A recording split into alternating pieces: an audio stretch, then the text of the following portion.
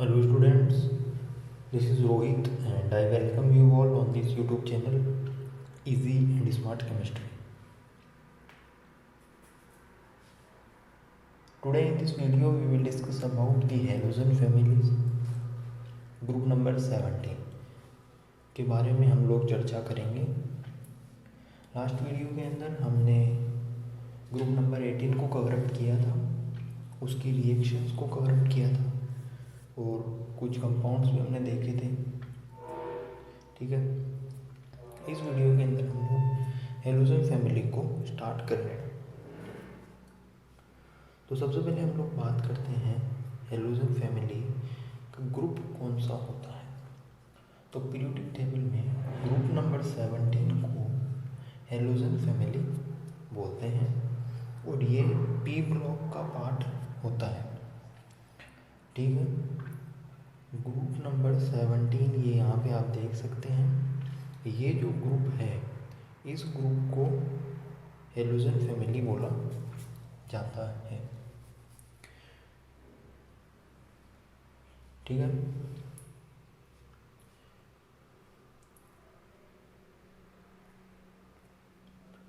अब हम लोग बात करते हैं हेलोजन फैमिली के बारे में। तो हेलोजन फैमिली को ग्रुप नंबर 17 बोला जाता है। ये पी ब्लॉक का पार्ट होता है। ठीक है, और इसका जो जनरल इलेक्ट्रॉनिक कन्फिग्रेशन होता है, जनरल इलेक्ट्रॉनिक कन्फिग्रेशन जो होता है वो होता है NH2 NP5। ठीक है, NH2 NP5 और N जो है वो वेरी करता है पीरियड बाय पीरियड। अगर सेकंड पीरियड का है तो N2 होगा, थर्ड पीरियड का एलिमेंट है तो N3 होगा, फोर्थ पीरियड का एलिमेंट है तो N4 होगा। ठीक है, और NH2 NP5 ये यहाँ पे क्या मतलब है इसका, तो इसके आउटर मोस्ट शेल के अंदर 7 इलेक्ट्रॉन्स होते हैं। ठीक है, अब हम लोग बात करते हैं इसके कैरेक्टर के बारे में कि मेटेलिक होता है, नॉन मेटेलिक होता है, मेटलॉइड होता है, क्या होता है। तो फ्लोरीन की अगर हम बात करें तो वो सेकंड पीरियड का एलिमेंट है और वो नॉन मेटल होता है। ठीक है, वो नॉन मेटल होता है। अच्छा, यहाँ पे एक और ट्रिक देख लो जिससे मेटलॉइड कंफर्म हो जाए। बोरोन, सिलिकन, जर्मेनियम, एस्टेटाइन, ठीक है, टिन, टेलुरियम, ठीक है, और एस्टेटाइन, ये एलिमेंट्स मेटलॉइड होते हैं। ठीक है, इन्हीं एलिमेंट्स को मेटलॉइड बोलते हैं। ये फिक्स है, नोट कर भी सकते हैं आप इसे।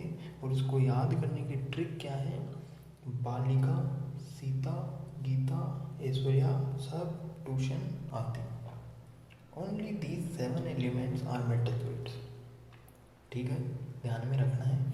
मेटलॉइड के ऊपर वाले जो एलिमेंट्स होते हैं, यानी जो आपकी जो पीरियोडिक टेबल है उसके अंदर जो राइट वाले मेटलॉइड के ऊपर के जो एलिमेंट्स हैं वो नॉन मेटल होते हैं। क्या होते हैं? नॉन मेटल होते हैं। ठीक है भाई, और मेटलॉइड के नीचे वाले एलिमेंट्स मेटल होते हैं। ये चीज़ कंफर्म हुई क्या? मेटलॉइड के ऊपर वाले नॉन मेटल, नीचे वाले मेटल। और मेटलॉइड कौन से एलिमेंट्स होते हैं? बालिका, सीता, गीता, ऐश्वर्या सब ट्यूशन आते, ये एलिमेंट्स मेटलॉइड होते हैं। इतना पता चला। तो ये हेलोजन फैमिली के बारे में, उसके ग्रुप के बारे में, उसका जनरल इलेक्ट्रॉनिक कन्फिगरेशन, उसके एलिमेंट्स के अंदर मेटलिक कैरेक्टर, नॉन मेटलिक या फिर मेटलॉइड्स क्या क्या होता है। मेटलॉइड क्या होता है? जिसमें मेटल प्लस नॉन मेटल दोनों की टेंडेंसी हो।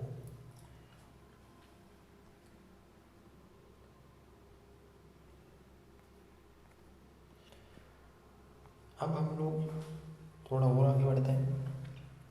अब हम लोग बात करते हैं इसके नेचर की, कि भैया ये गैसियस होता है, लिक्विड होता है, सॉलिड होता है, क्या होता क्या है ये। हेलोजन फैमिली के जो एलिमेंट्स होते हैं वो किस तरीके से बिहेव करते हैं। तो देखो, फ्लोरीन, क्लोरीन और ब्रोमीन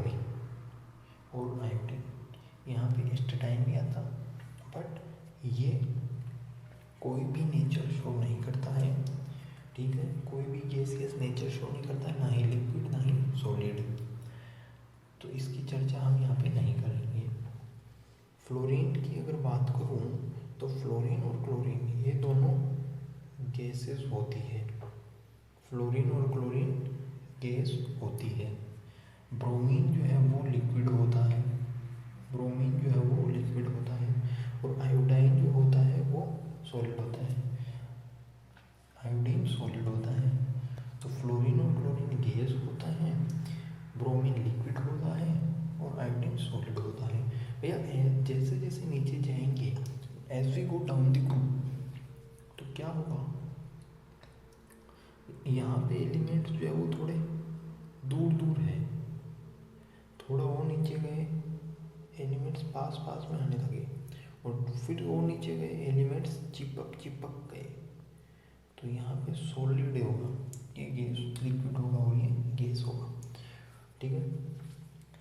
ब्रोमीन का ध्यान में रखना है, ये लिक्विड का पूछा जाता है, ठीक है, और यहाँ पे नोट करके मैंने लिखवाया रखा है कि bromine is the only non metal which is liquid in periodic table.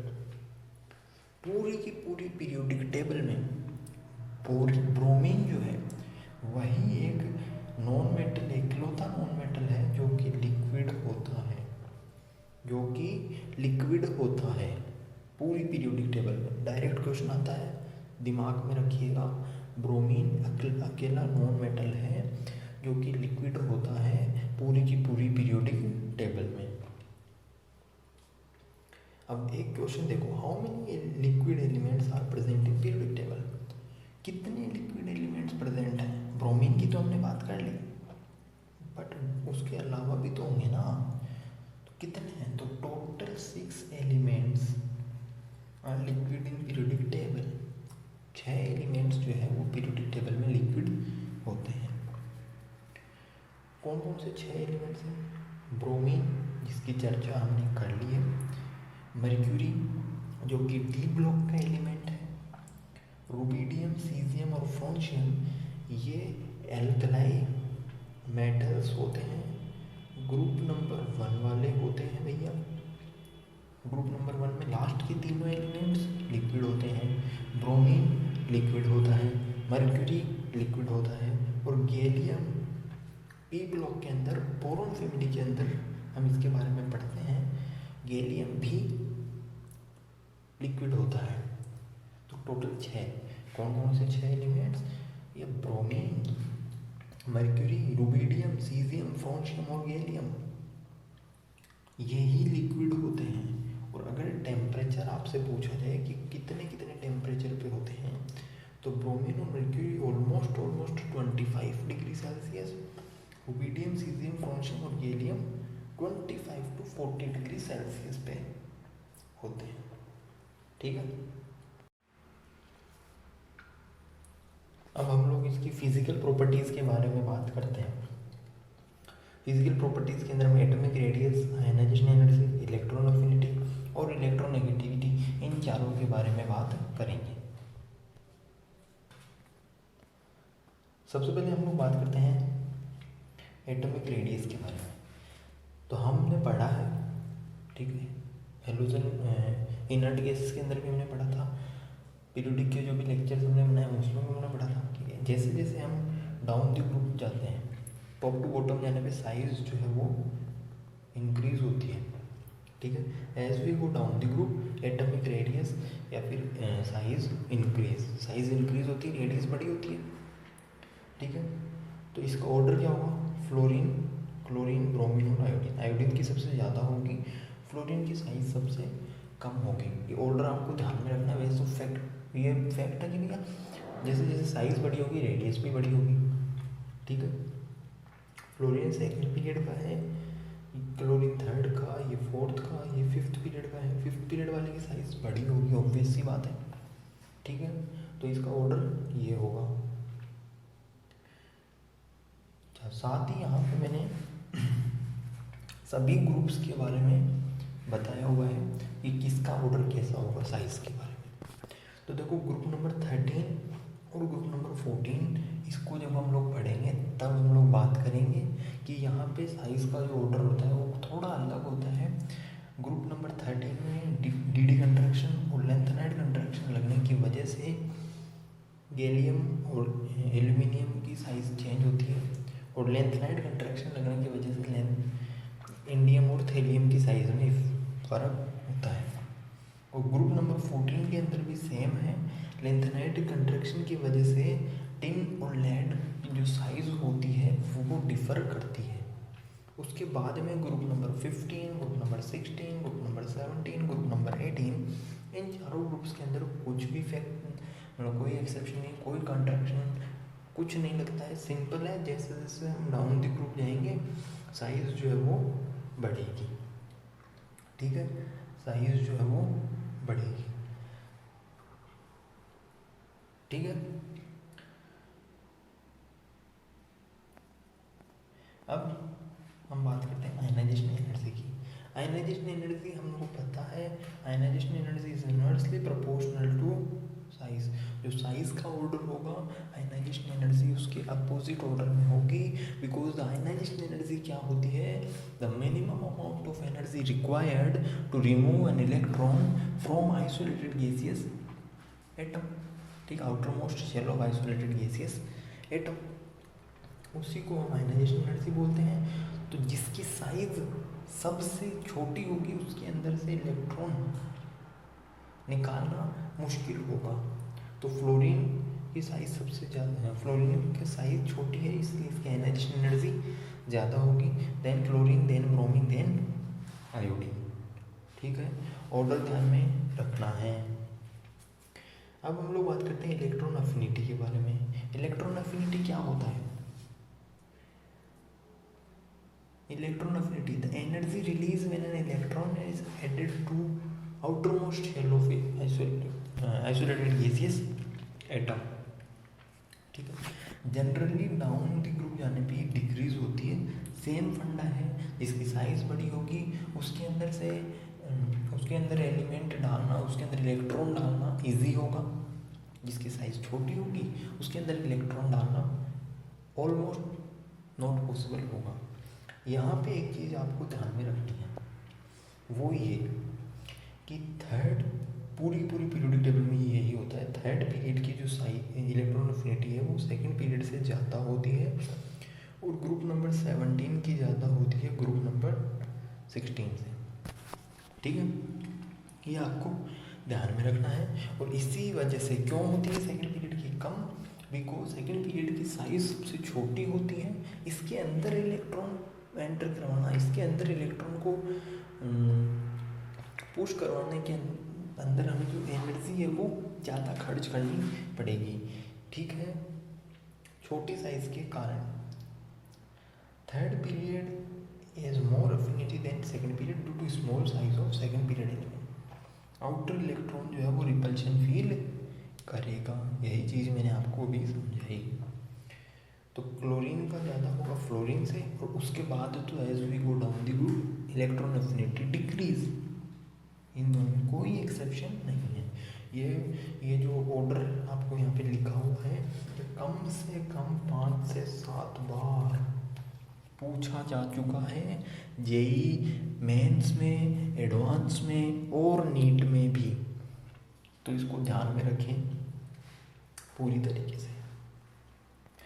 अब हम लोग बात करते हैं इलेक्ट्रॉन नेगेटिविटी के बारे में। इलेक्ट्रॉन नेगेटिविटी ये सबसे पहले तो ये मॉलिक्यूल्स के बीच में होती है, ठीक है, शेयरिंग ऑफ इलेक्ट्रॉन्स के बीच में होती है। इलेक्ट्रॉन अफिनिटी जैसे जैसे हम down the group top to bottom जाएंगे इलेक्ट्रॉन अफिनिटी, इलेक्ट्रॉन नेगेटिविटी क्या होगी, डिक्रीज होगी, ठीक है, ओके। इसका हेलोजन फैमिली के अंदर आप जाके देख लेना, मैंने बताया हुआ है कि कुछ पर्टिकुलर एलिमेंट्स जो कि रेगुलरली कंटिन्यूसली पूछे जाते हैं उनकी क्या क्या इलेक्ट्रोनेगेटिविटी होती है। बट यहाँ पे अगर हम हेलोजन फैमिली की बात करें, यहाँ पे पूरी की पूरी पीरियोडिक टेबल में फ्लोरीन की इलेक्ट्रोनेगेटिविटी 4 होती है, जो कि सबसे ज़्यादा होती है। डिक्रीज होती है डाउन द ग्रुप, तो फ्लोरीन की सबसे ज़्यादा, then chlorine, then bromine, then iodine, इसमें कोई एक्सेप्शन नहीं है। Fluorine is the highest electronegativity in the whole periodic table, इस चीज़ का आपको ध्यान में रखना है, ठीक है। फ्लोरीन की 4 होती है, इसकी 3 होती है, इसकी 2.8 होती है और इसकी 2.5 होती है, ठीक है, ध्यान में रखना है। अब हम लोग बात करते हैं केमिकल प्रॉपर्टीज़ के बारे में। फिजिकल प्रॉपर्टी हो चुकी है, अब केमिकल प्रॉपर्टीज़। केमिकल प्रॉपर्टीज़ के अंदर हम लोग सबसे पहले जो बात करेंगे वो होगी बॉन्ड की स्ट्रेंथ की। बॉन्ड स्ट्रेंथ की, बॉन्ड स्ट्रेंथ का क्या मतलब है कि बॉन्ड को तोड़ने के लिए कितनी एनर्जी रिलीज करनी पड़ेगी, उसी एनर्जी को हम बॉन्ड एनर्जी बोलते हैं, ठीक है, और उसी को बॉन्ड स्ट्रेंथ बोलते हैं। Which of the following is highest bond energy और स्ट्रेंथ, एक क्वेश्चन के तौर पे हम इसे करते हैं। जनरली क्या होता है, जैसे जैसे हम डाउन द ग्रुप जाते हैं, साइज बढ़ती है, साइज बढ़ने के साथ ओवरलैपिंग जो है वो कमज़ोर होती है, और ओवरलैपिंग कमज़ोर होगी तो बॉन्ड वीक होगा, और बॉन्ड वीक होगा तो उसे तोड़ने में एनर्जी सबसे कम देनी पड़ेगी। भैया सीधी सी बात है, देखो अगर कहीं पे कोई ग्रुप अच्छा है, ठीक है, जो 2 हट्टे कट्टे आदमी हैं, उनको तो तोड़ने के लिए, उनसे लड़ने के लिए ज़्यादा मतलब एनर्जी देनी पड़ेगी, और एक 2 पतले आदमी हैं, पतले से लड़ने के लिए, उन पतले आदमी को तोड़ने के लिए, अगर मैं बात करूँ पतले आदमी को तोड़ने के लिए जो एनर्जी देनी पड़ेगी वो सबसे कम उस मोटे आदमी के कंपैरिजन में कम देनी पड़ेगी, ठीक है, समझ में ये बात है।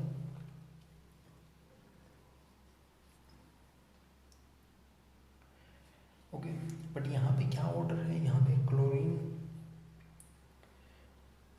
क्लोरीन की ज़्यादा होती है, then bromine, then fluorine, then iodine. ये ऑर्डर की अगर बात करूँ ना, तो ये ऑर्डर भी कम से कम 7 से 8 बार पूछा जा चुका है, नीट में भी, जेई में भी, मेंस और एडवांस दोनों में। दिमाग में रखना है क्लोरीन की सबसे ज़्यादा, then bromine, then fluorine, then iodine, खत्म। बॉन्ड स्ट्रेंथ कुछ अदर ग्रुप्स की भी बात कर लेते हैं। ये ऑर्डर लिखे में ये आपको सीधे सीधे दिमाग में रखना, डायरेक्ट पूछता है कि किसका बॉन्ड स्ट्रेंथ का कौन सा ऑर्डर होगा, वहाँ पे आपको अगर ये याद है तो यही टिक करना है, नहीं याद है, नहीं दिमाग में रहेगा तो -1 पक्का है। ये कार्बन फैमिली का है, ये नाइट्रोजन फैमिली का, ये ऑक्सीजन फैमिली का, और ये हेलोजन फैमिली का है, ठीक है। तो आप इसे देख लीजिएगा, कार्बन का सबसे ज़्यादा होता है, देन सिलिकॉन, देन जर्मेनियम और देन टिन। फॉस्फोरस का टाइप से ज़्यादा होता है, देन नाइट्रोजन, देन आर्सेनिक और then lead. Similarly oxygen family के अंदर होता है, और हेलोजन फैमिली की हमने बता ही दिया आपको। अब बात करते हैं मेल्टिंग पॉइंट और बॉइलिंग पॉइंट की। As we go down the group, van der waals force increase, और वंडर वाल फोर्स इंक्रीज तो मेल्टिंग पॉइंट इंक्रीज। जैसे जैसे डाउन द ग्रुप जाएंगे, मेल्टिंग पॉइंट और बॉइलिंग पॉइंट क्या होगा, इंक्रीज होगा, due to van der waals force इसके अंदर इंक्रीज हो रहा है। अब हम लोग रिएक्शंस देख लेते हैं हेलोजन फैमिली की, ठीक है, अलग अलग के साथ, वाटर के साथ में, ऑक्सीजन के साथ में, हाइड्रोजन के साथ में और मेटल्स के साथ में।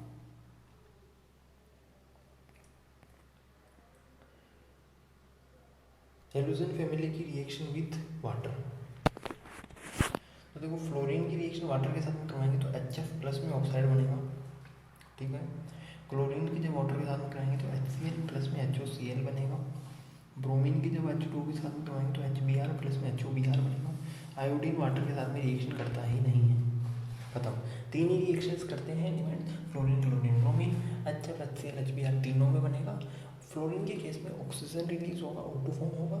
क्लोरीन और ब्रोमीन के केस में HOCl और HOBr फॉर्म होगा, ठीक है।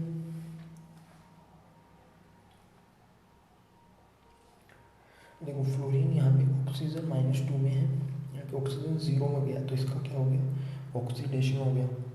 यहाँ पे क्लोरीन 0 में है, क्लोरीन HCl, क्लोरीन HOCl, तो यहाँ पे इसका ऑक्सीडेशन भी हो गया, इसका यहाँ पे रिडक्शन भी हो गया, तो ये डिस्प्रोपोर्शनेशन रिएक्शन है। सिमिलरली ब्रोमीन का है, ब्रोमीन 0 में है, यहाँ पे -1 में, यहाँ पे +1 में है, तो इसका भी ये भी डिस्प्रोपोर्शनेशन रिएक्शन हो गई।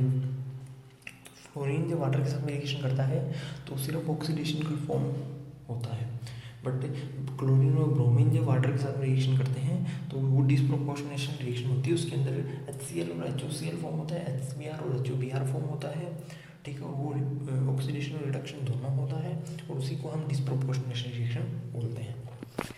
आयोडीन जो है वो वाटर के साथ में रिएक्शन नहीं करता है, ठीक है।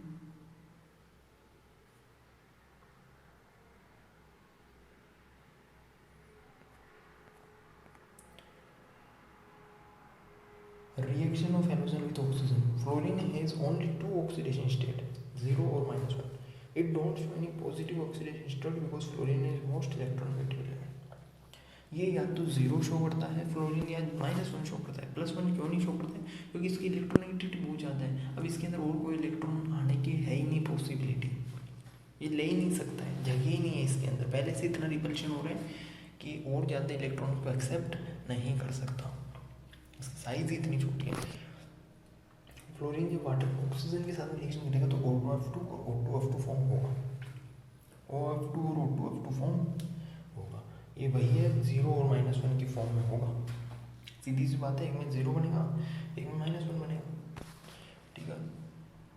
फ्लोरीन जब ऑक्सीजन के साथ रिएक्शन करता है तो OF2 और O2F2 फॉर्म होता है। क्लोरीन, ब्रोमीन और आयोडीन जो है वो अलग अलग फॉर्मेशन करते हैं, वो रिएक्शन करके और भी फॉर्मेशन करते हैं, बट मेनली जो है फ्लोरीन के बारे में पूछा जाता है। जो ये फ्लोरीन वाटर ऑक्सीजन के साथ में रिएक्शन करके और OF2 और O2F2 फॉर्म करता है। फ्लोरीन वाटर के साथ में रिएक्शन करके क्या बना रहा था, HF+ में O2 रिलीज हो रहा था, वहाँ पे सिर्फ फ्लोरीन का ऑक्सीडेशन हो रहा था, ठीक है। ऑक्सीजन के साथ में ये OF2 और O2F2 फॉर्म करता है। अब रिएक्शन विथ हाइड्रोजन, हाइड्रोजन के साथ में इसकी रिएक्शन, तो देखो फ्लोरीन, क्लोरीन, ब्रोमीन, आयोडीन जब इसकी हाइड्रोजन के साथ में रिएक्शन करेंगे तो HF, HCl, HBr और HI फॉर्म होगा। इतनी बात तो फैक्ट है, ये ऊपर भी बना था जब हमने वाटर के साथ में रिएक्शन करवाई थी, और ये हाइड्रोजन के साथ में भी होगा। अब ये क्रिस क्रॉस मेथड आपको पता होगा, फ्लोरीन और हाइड्रोजन ये -1 होता है, ये +1 होता है, क्रिस क्रॉस से HF फॉर्म हुआ, similarly HCl, similarly HBr, similarly HI। अब हम लोग बात करते हैं बॉन्ड की स्ट्रेंथ की। बॉन्ड की स्ट्रेंथ वही है, बॉन्ड को तोड़ने के लिए कितनी एनर्जी देनी पड़ेगी, तो जो जितनी जिसके अंदर ओवरलैपिंग कमज़ोर होगी उसको बॉन्ड तोड़ने के लिए एनर्जी कम देनी पड़ेगी। As you go down the group size increase, overlapping decrease, bond weak, same funda है। HF की सबसे ज़्यादा देन HBr देन HI। यहाँ पे कोई ऑर्डर चेंज नहीं हुआ है, यहाँ पे H और यहाँ पे इन दोनों के बीच में चेक किया गया है कि ओवरलैपिंग मजबूत किस में है, जिसकी ओवरलैपिंग मजबूत उसमें एनर्जी ज़्यादा देनी पड़ेगी, उसकी बॉन्ड स्ट्रेंथ ज़्यादा होगी। बट वहाँ क्या ऑर्डर था, क्लोरीन, ब्रोमीन, फ्लोरीन और आयोडीन। ध्यान में रखना है, कंफ्यूज नहीं होना है। Thermal stability, thermal stability directly proportional to strength of bond, same funda है। स्ट्रेंथ ऑफ बॉन्ड के डायरेक्टली प्रोपोर्शनल होती है थर्मल स्टेबिलिटी, और स्ट्रेंथ ऑफ बॉन्ड भैया यहाँ पे ज़्यादा बॉन्ड स्ट्रेंथ है ना, इसकी ओवरलैपिंग स्ट्रॉन्ग ओवरलैपिंग है, इसलिए इसकी स्टेबिलिटी, स्ट्रेंथ ऑफ बॉन्ड ज़्यादा, स्ट्रेंथ ऑफ बॉन्ड ज़्यादा तो स्टेबिलिटी ज़्यादा। एसिडिक करेक्टर, कौन इजीली H+ रिलीज कर देगा भैया, जिसकी ओवरलैपिंग कमज़ोर होगी वही इजीली H+ रिलीज करेगा। तो HF, HCl, HBr, HI, HF सबसे जो HF का ऑर्डर होगा, HF जो है वो इजीली रिलीज नहीं करेगा और बिकॉज उसकी ओवरलैपिंग स्ट्रॉन्ग है, ठीक है। उसकी थर्मल स्टेबिलिटी का ऑर्डर, उसकी थर्मल स्टेबिलिटी हाई है, उसकी स्ट्रेंथ हाई है, लेकिन उसका एसिडिक करेक्टर लो है बिकॉज वो H+ इजीली रिलीज नहीं करेगा। कौन इजीली H+ रिलीज करेगा, HI।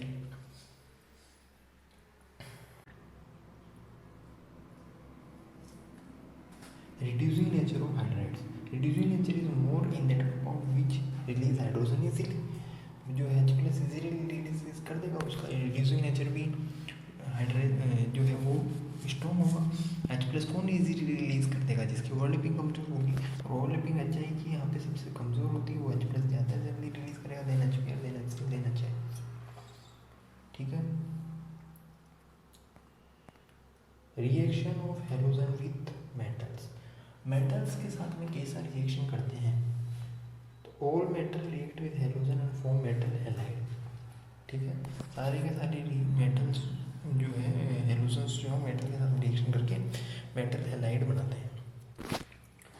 फॉर एग्जांपल मैग्नीशियम एक मेटल है, क्लोरीन के साथ रिएक्शन करके MgCl2 फॉर्म करेगा। ठीक है, Mg+2 में है, क्लोरीन -1 में होता है, क्रिस क्रॉस से MgCl2 बन गया। ठीक है, NaCl2 के साथ रिएक्शन, Na भी एक मेटल है, हेलोजन के साथ रिएक्शन करके मेटल हैलाइड फॉर्म करेगा। यहाँ पे क्रिस क्रॉस कैसे यूज़ करेंगे? Na पे चार्ज क्या है 1, क्लोरीन पे भी 1, क्रिस क्रॉस से NaCl फॉर्म होगा। ठीक है, तो ये आज का यहीं ख़त्म करते हैं, बाकी की चर्चाएं जारी रखेंगे अगले क्लास के अंदर। ठीक है, हेलोजन हमने स्टार्ट कर दिया है और ऑलमोस्ट उसके अंदर उसकी मतलब बेसिक प्रॉपर्टीज ऑर्डर्स क्या होते हैं, जो कॉमन ऑर्डर्स होते हैं जो याद करने के होते हैं, जैसे स्ट्रेंथ का पूछ लिया, एसिडिक कैरेक्टर का पूछ लिया। ठीक है, बॉइलिंग पॉइंट मेल्टिंग पॉइंट का पूछ लिया, तो वो हमने इसके अंदर कवर करे हैं। बाकी आप लोग वीडियो को देखें और अगर कोई भी आपको डाउट हो कुछ भी रिलेटेड टू दिस या फिर मेरे प्रीवियस वीडियोस जो है उनके रिगार्डिंग भी, तो आप कमेंट करके मुझे ज़रूर बताएं। ठीक है, so thank you for watching this video.